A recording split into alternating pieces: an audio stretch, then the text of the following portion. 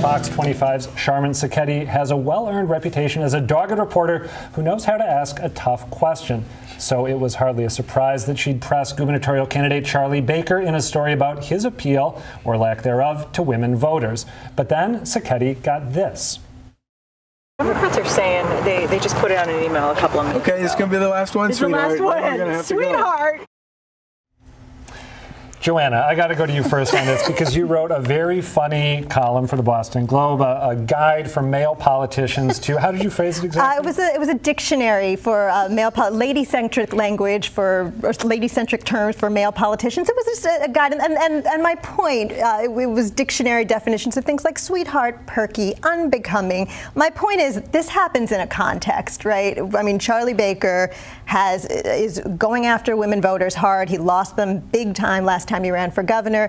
He keeps putting his foot in it when it comes to anything that has to do with women's... The statement about the Hobby Lobby decision not being a big deal, right? And then there was a buffer zone? Roger Goodell was the most recent one, where he was asked about, right? He was asked whether Goodell should step down, and he said, well, I need to see more data. So people have been jumping on him. I mean, Martha Coakley's campaign's been jumping on him about this.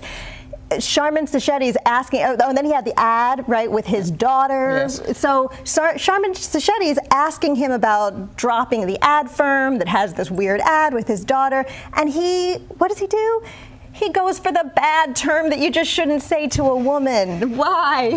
Charlie? I'm sure in his head he was thinking of it as on the level of calling a male reporter buddy or pal or something, but that's just because that's what's in your head doesn't mean that's how it comes out. I mean, there's no way to read that other than, hi, I'm sort of patronizing, and even though I'm trying to attract female voters, I don't quite give them the respect, or at least this one in particular. It's hard to extrapolate, but not a very good move. And on a question about a women's issue, it's just in the spotlight. Not only is he doing it on camera, but he's doing it in talking about a women's issue. It's like, talk about tone deaf. Let's adopt that for this discussion. Yeah, I thought it was too bad because, I mean, you're calling the ad corny with his daughter, but see, I'm a sucker for that. You know, as hard as I am about someone, oh, I love the corny ads. You know, and I love them. And I like the personal one, so I watched that, and I thought, look at that, there he is with his daughter. You know, and then, we come out with this, and I think, what? You don't really have a real-life conversation like that with your daughter where your daughter says, Dad, you're totally pro-choice. I know that, Joanna, but I mean, I'm a sucker, I just said.